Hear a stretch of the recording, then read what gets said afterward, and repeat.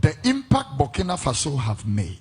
And we are sitting here and we were talking nonsensical madness against that. He's a coup maker. He took gun and came to power. Those of you who have not taken gun, what have you been able to achieve?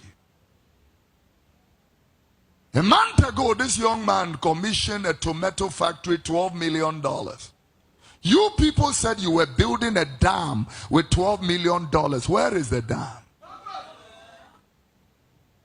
Where is your dam?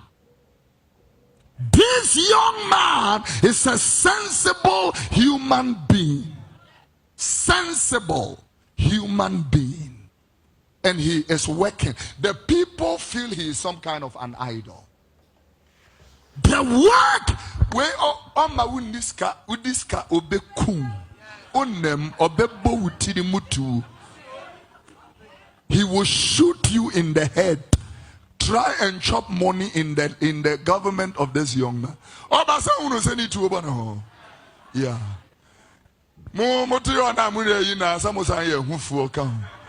And we allow somebody with a gun to come close to our president. Soldier for the police for an independence square. You are too much hypocritical people. Hey, young man, continue your work.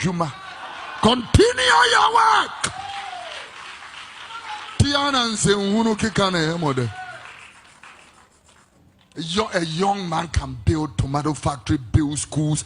He has shut his doors. Some say ECOWAS. I didn't care about your ECOWAS. Now, look at. A leader comes and invites this young man. He's seeing that this young man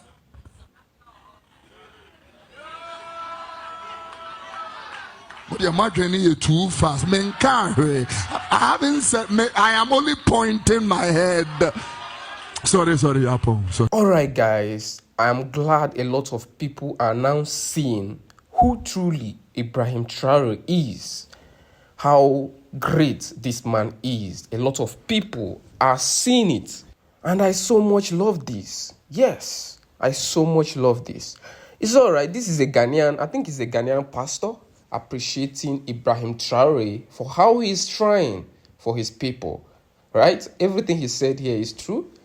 So, the next video you are going to see right now is Ibrahim Traore responding to Emmanuel Macron.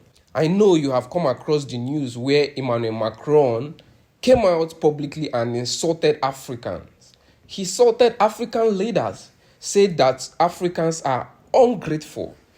But many African presidents have taken on that. Many people, Pan-Africanists, have taken on that. Now, Ibrahim Traore came out, made a powerful speech, and responded to him. Now, listen to this.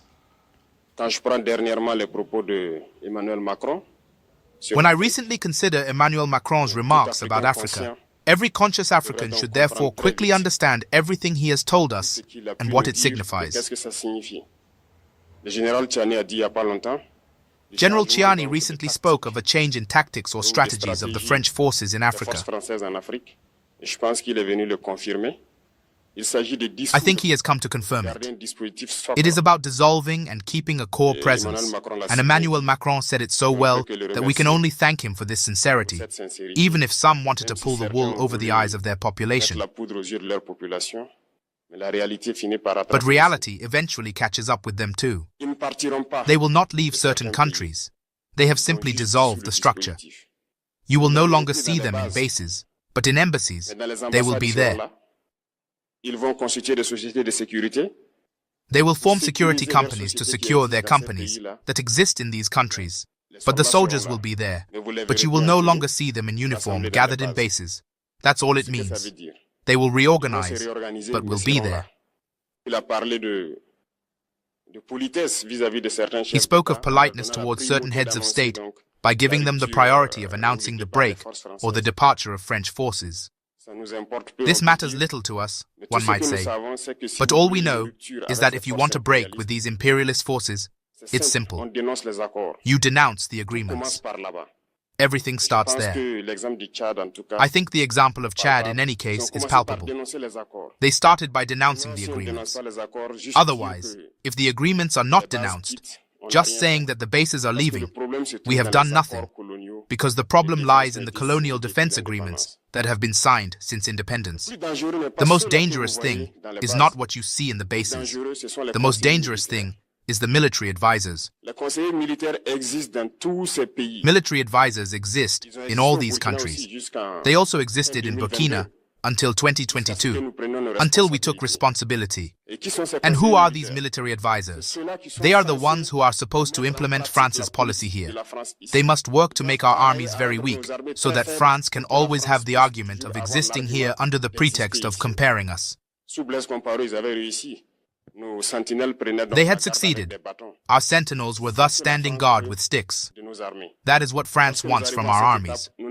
When we reach this stage, we have no choice but to want them to come and settle. But the Burkinabe army managed at one point to get rid of the military advisors. Unfortunately, I think that in 2019, after the operation in Tapoa, where these French saw that the Burkinabe army still had the capacity to react to terrorism, they called the chiefs of staff in France. They instructed them to reinstate the military advisors throughout the structure.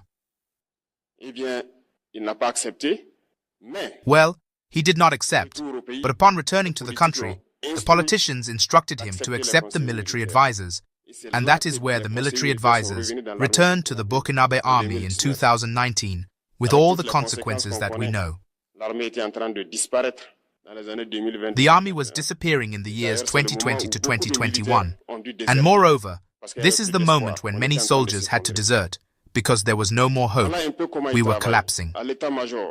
That's a little how they work at the general staff of the armies, in all the army general staffs, in the schools.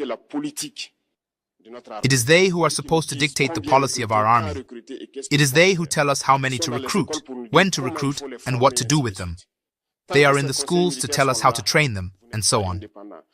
As long as these military advisors are there, you are not independent. Your army will only have the appearance of an army that will be there doing parades, circus acts. But when the war comes, you will realize that the parade is one thing, but the war is another thing. It is necessary to break the agreements. It is the only way to have an independent army and build itself to be strong. But many people do not understand it, perhaps. And even with these agreements, France chooses officer cadets in our states to train them. This through these same agreements. But in reality, these officers who go to train for the most part for France, they come to serve the French state in their country. They do not come to serve their country. They train them so that they come to serve the interests of the French state. I offer as proof. When we revolted, many officers in Burkina who were trained in France were immediately contacted to tell them that it was time to take action because you were trained for that, to serve the interests of France. Most of these officers reported this to us. We took note and we continue to monitor. When an officer trained in France arrives in his country, and unfortunately, either by accident or on the battlefield in France, there is a night of tribute to the dead in the army as everywhere else. At the night of tribute to the dead, the name of the officer in question is cited, and it is said died for France. They do not train them to serve their country. They train them to serve their state. And in many African states, there are many of these officers. How many are patriots? God only knows. It is a lesson that Emmanuel Macron gave again to African heads of state to catch up and to be able to truly lead this struggle against imperialism. But in addition to that, he also insulted all Africans in his remarks.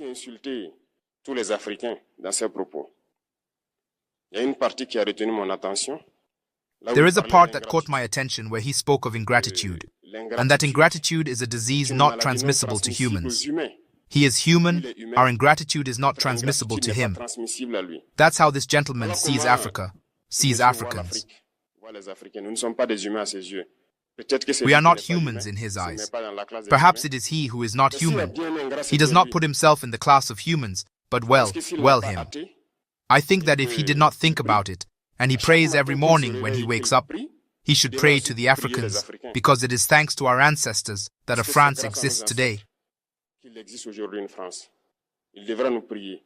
He should pray to us. In his eyes, we must not be humans. We are more than humans.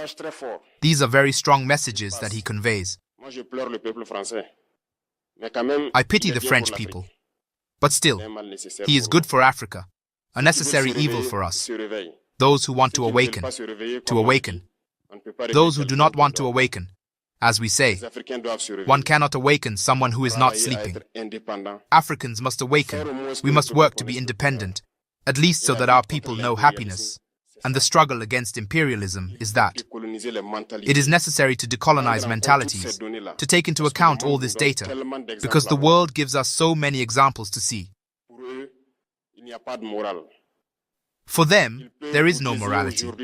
They can call you a terrorist today, but tomorrow you are a hero by their simple word. They decide what they do. They speak of democracy, but they themselves carry out constitutional coup d'etat among themselves. They speak of human rights, but they decimate populations elsewhere. The African must awaken. Africa must awaken. And the struggle against imperialism is permanent. I invite you to incorporate this struggle, to work so that we are truly independent, that we are self-sufficient, and that we can develop, know happiness, what our people aspire to. Thank you. I wish you a very good day, a very good week, and a very good year, and that at the end of this year, 2025, in retrospect, we should tell ourselves that we have brought a great plus to our nation. Thank you very much to all. May God bless you and may God protect our dear homeland, the homeland or death we shall overcome.